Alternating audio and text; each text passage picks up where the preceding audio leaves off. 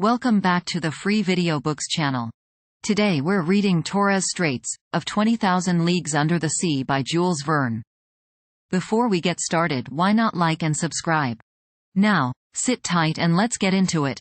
During the night of the 27th or 28th of December, the Nautilus left the shores of Vanikoro with great speed. Her course was southwesterly, and in 3 days she had gone over the 750 leagues that separated it from La Perouse's group and the southeast point of Papua. Early on the 1st of January, 1863, Conseil joined me on the platform. "Master, will you permit me to wish you a Happy New Year?" "What, Conseil?" "Exactly as if I was at Paris in my study at the Jardin des Plantes." "Well, I accept your good wishes, and thank you for them. Only, I will ask you what you mean by a Happy New Year under our circumstances. Do you mean the year that will bring us to the end of our imprisonment, or the year that sees us continue this strange voyage?" "Really, I do not know how to answer, Master. We are sure to see curious things, and for the last 2 months we have not had time for dullness. The last marvel is always the most astonishing, and, if we continue this progression, I do not know how it will end. It is my opinion that we shall never again see the like. I think then, with no offense to Master, that a happy year would be one in which we could see everything." On the 2nd of January we had made 11,340 miles, or 5,250 French leagues, since our starting point in the Japan seas. Before the ship's head stretched the dangerous shores of the Coral Sea, on the northeast coast of Australia. Our boat lay along some miles from the redoubtable bank on which Cook's vessel was lost, the 10th of June 1770. The boat in which Cook was struck on a rock, and, if it did not sink, it was owing to a piece of coral that was broken by the shock, and fixed itself in the broken keel. I had wished to visit the reef, 360 leagues long, against which the sea, always rough, broke with great violence, with a noise like thunder. But just then the inclined planes drew the Nautilus down to a great depth, and I could see nothing of the high coral walls. I had to content myself with the different specimens of fish brought up by the nets. I remarked, among others, some Germans, a species of mackerel as large as a tunny, with bluish sides, and striped with transverse bands, that disappear with the animal's life. These fish followed us in shoals, and furnished us with very delicate food. We took also a large number of gilt heads, about 1½ inches long, tasting like dories, and flying piripeds like submarine swallows, which, in dark nights, light alternately the air and water with their phosphorescent light. Among the mollusks and zoophytes, I found in the meshes of the net several species of alcyonarians, echini, hammers, spurs, dials, cerites, and hyalii. The flora was represented by beautiful floating seaweeds, laminarii, and macrocysts, impregnated with the mucilage that transsudes through their pores, and among which I gathered an admirable Nemestoma gelinerois, that was classed among the natural curiosities of the museum. 2 days after crossing the Coral Sea, the 4th of January, we sighted the Papuan coasts. On this occasion, Captain Nemo informed me that his intention was to get into the Indian Ocean by the Strait of Torres. His communication ended there. The Torres Straits are nearly 34 leagues wide, but they are obstructed by an innumerable quantity of islands, islets, breakers, and rocks, that make its navigation almost impracticable, so that Captain Nemo took all needful precautions to cross them. The Nautilus, floating betwixt wind and water, went at a moderate pace. Her screw, like a cetacean's tail, beat the waves slowly.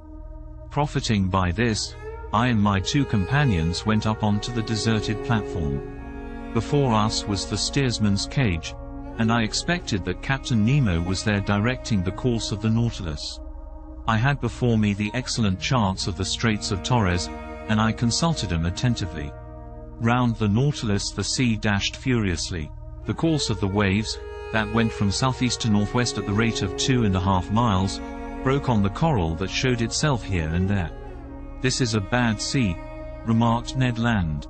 "Detestable indeed, and one that does not suit a boat like the Nautilus. The captain must be very sure of his route, for I see there pieces of coral that would do for its keel if it only touched them slightly. Indeed, the situation was dangerous, but the Nautilus seemed to slide like magic off these rocks. It did not follow the routes of the Astrolabe and the Zélie exactly, for they proved fatal to Dumont d'Urville. It bore more northwards, coasted the islands of Murray, and came back to the southwest towards Cumberland Passage. I thought it was going to pass it by, when, going back to northwest, it went through a large quantity of islands and islets little known, towards the Island Sound and Canal Mauvais. I wondered if Captain Nemo, foolishly imprudent, would steer his vessel into that pass where Dumont d'Urville's 2 corvettes touched, when, swerving again, and cutting straight through to the west, he steered for the island of Gilboa. It was then 3 in the afternoon. The tide began to recede, being quite full. The Nautilus approached the island, that I still saw, with its remarkable border of screw pines.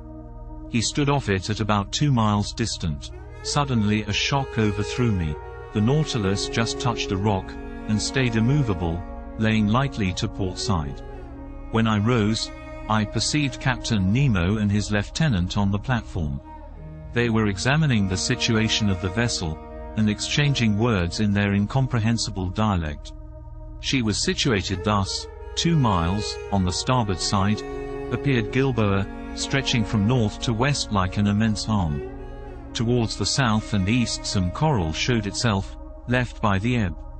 We had run aground, and in one of those seas where the tides are middling a sorry matter for the floating of the Nautilus. However, the vessel had not suffered, for her keel was solidly joined. But, if she could neither glide off nor move, she ran the risk of being forever fastened to these rocks, and then Captain Nemo's submarine vessel would be done for. I was reflecting thus, when the captain, cool and calm, always master of himself, approached me.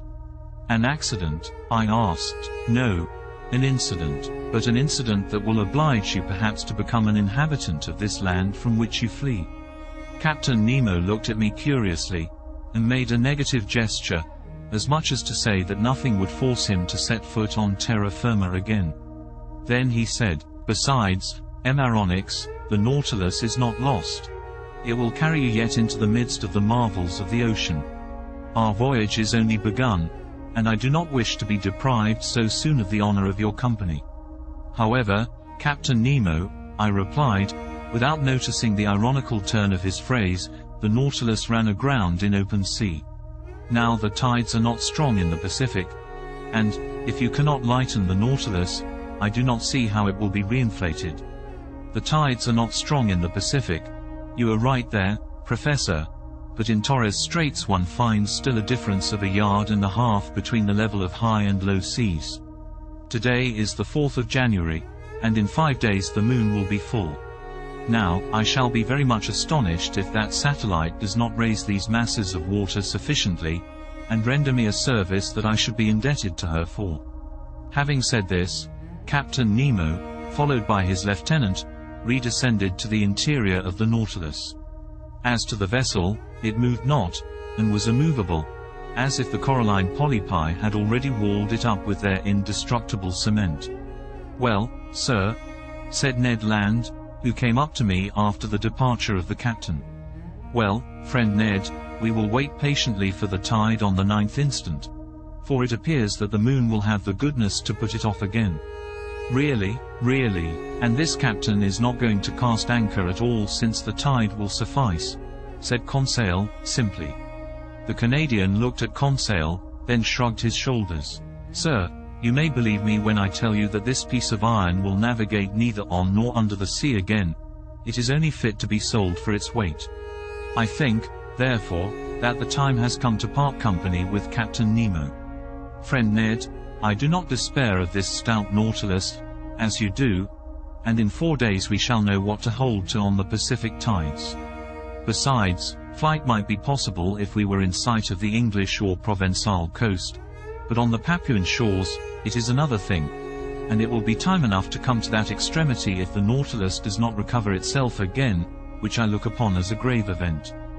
But do they know, at least, how to act circumspectly? There is an island. On that island there are trees. Under those trees, terrestrial animals, bearers of cutlets and roast beef, to which I would willingly give a trial. In this, friend Ned is right, said Conseil, and I agree with him. Could not Master obtain permission from his friend Captain Nemo to put us on land, if only so as not to lose the habit of treading on the solid parts of our planet? I can ask him, but he will refuse. Will Master risk it?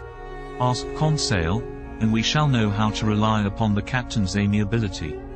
To my great surprise, Captain Nemo gave me the permission I asked for, and he gave it very agreeably, without even exacting from me a promise to return to the vessel. But flight across New Guinea might be very perilous, and I should not have counseled Ned Land to attempt it. Better to be a prisoner on board the Nautilus than to fall into the hands of the natives. At 8 o'clock, armed with guns and hatchets, we got off the Nautilus. The sea was pretty calm. A slight breeze blew on land. Conseil and I rowing, we sped along quickly, and Ned steered in the straight passage that the breakers left between them. The boat was well handled, and moved rapidly. Ned Land could not restrain his joy. He was like a prisoner that had escaped from prison, and knew not that it was necessary to re-enter it. "Meat, we are going to eat some meat." "And what meat?"